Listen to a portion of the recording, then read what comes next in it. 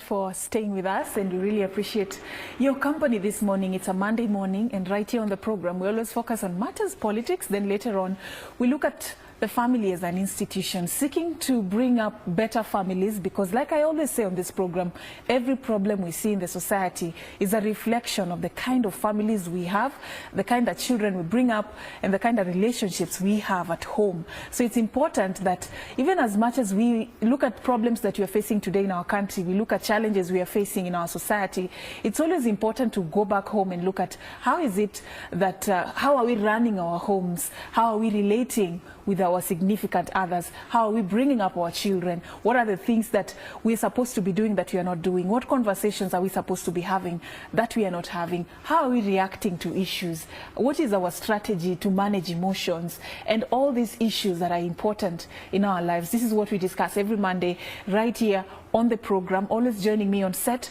is Fred Abok. He's our resident family counselor and also a life coach. He's sort of like, today I'll call him a marriage therapist, because every time he has always been with us to share with us the voice of reason on the issues we are talking about on the show.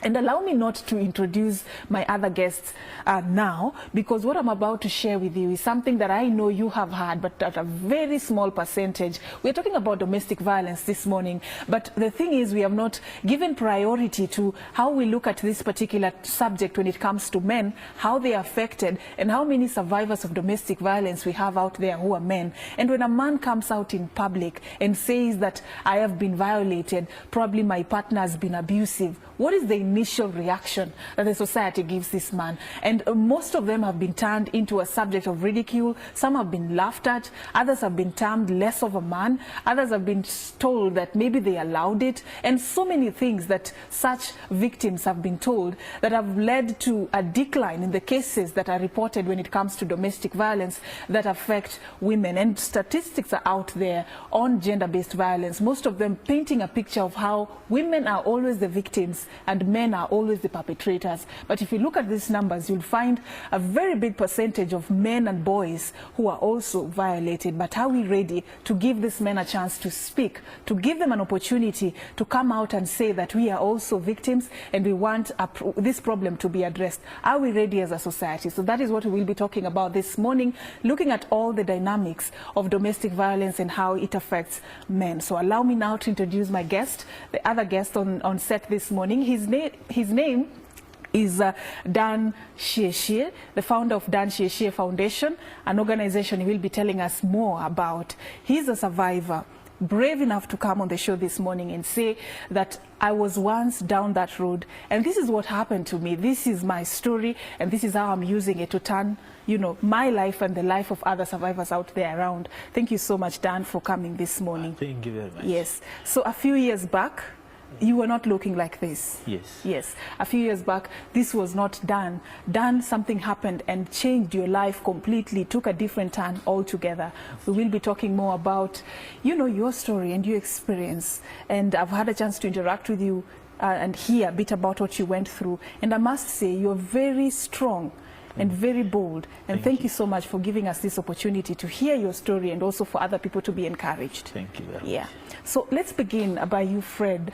Let's talk about domestic violence and how you understand it and compare this particular subject in terms of the genders, you know, from a woman's perspective and from a man's perspective.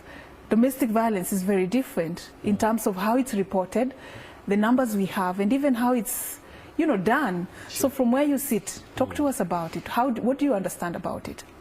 I think it's of exerting pressure on a partner with an intention to manipulate or bring them down over time, emotionally or physically. This could be done in different aspects. When people cannot be able to control the anger within them, they tend to vent it out on their partner based on what they want to achieve as a result of that.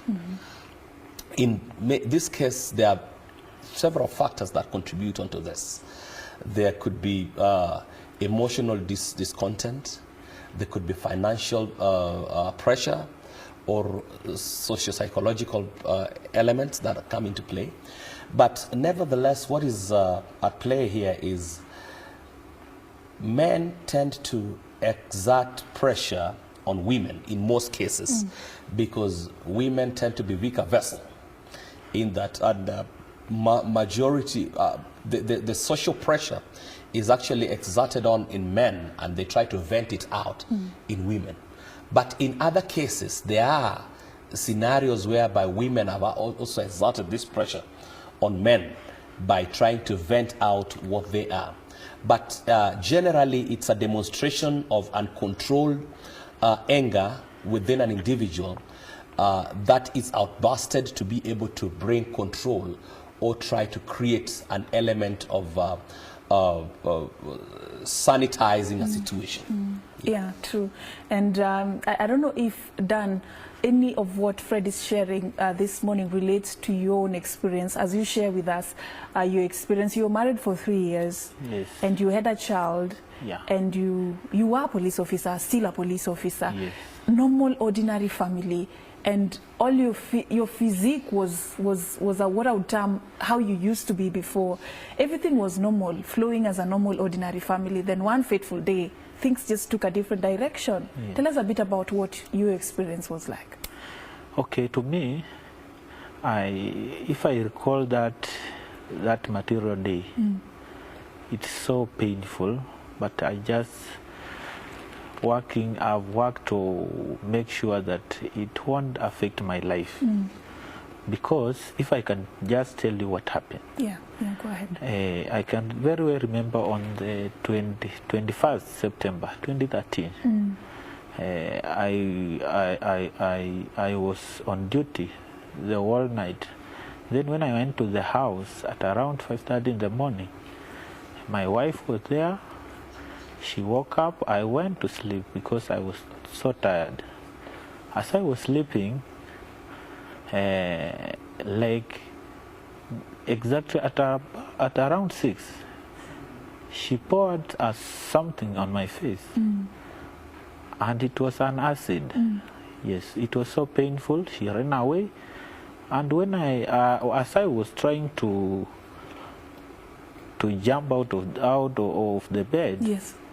I stepped on water and I felt a shock, so I had to scream for help. My colleague who was staying next to the next house came for my rescue.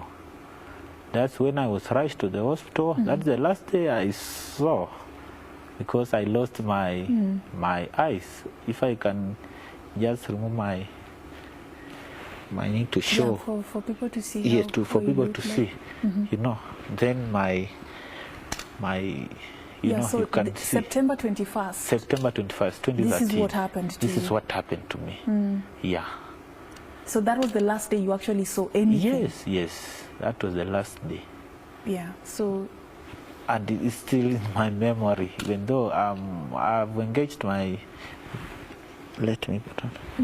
I wanted to know, before you got to hospital, yes, what led to that an unfortunate incident? This was your wife. This was somebody that you had lived with and even had a baby. You had a baby together. Was it what really happened that triggered, this kind of unfortunate, act from her end towards you? Okay, I've never understood, but what I know, the same way in May, I lost my child, and okay, I lost my child. He was sick, and he passed on. We buried her. We buried him. Yes, and then the subsequent this is what followed. So when she came to visit me, I was in Kisii. I was attached to Kisii Central Police Station, and she was staying in Nakuru. So she came to visit me, and she wanted to take some of the items that belong to our child. So I refused. So when I refused, and that's where the quarrel started, I told her, you cannot take them because we are still together. Where are you taking them? So she refused. So we had a small disagreement, and the fateful day she was supposed to leave, because I had spoken to her mom, and she had asked her to go home. So she was supposed to leave. So that day, this is what she did to me. Yes. Had you guys initially, before she actually even decided to take the baby's belongings, because you had just buried your baby like a few months before before September, Yes. had you guys quarreled over any issue, or how was your marriage life like? Was we had not quarreled at any moment. In fact, I wondered what could have happened. Everyone was wondering. So Yes. I want to understand. Even though yeah. she used to be so silent at some point. Okay. Yeah. She was kept not to such a herself. person who can share openly what maybe she's going through, the experience, what she's feeling. She used to keep quiet. Yeah. And such a person, you cannot understand her. Yes. So there was no complaint from her end about anything, you No. know, prior to her, you know, pouring acid on you? At that moment, there's no. In fact, I even never knew that she was planning to do this to me. Even the acid, I never knew that. I never knew that this can happen to me. Yes. If you were to look at, you know, what really happened from where you sit, where did the acid come from? And, you know, for her to pour it on you, and this was somebody who had just come to pick clothes and, you know, the child's belongings to leave. Yes. And then where did the acid come from, and all this happening too fast, you know? From where you sit, had you analyzed what could have happened that day? Even though we had stayed with her for like 2 weeks. Yes. And that was the day she was supposed to leave. When she wanted to leave with those items, I refused. So this day, she was supposed to leave. So I never knew if she had the plan before, if she had the acid, she had bought it. You didn't have acid in the house. Yeah, but what I think, it was a planned, she had planned this. What made you Yes. think like that? Because, as I've told you, when I came out of the bed, I stepped on water and I felt some shock. She had connected the electricity, the heater, the water heater. So as it started bubbling, the water, so it's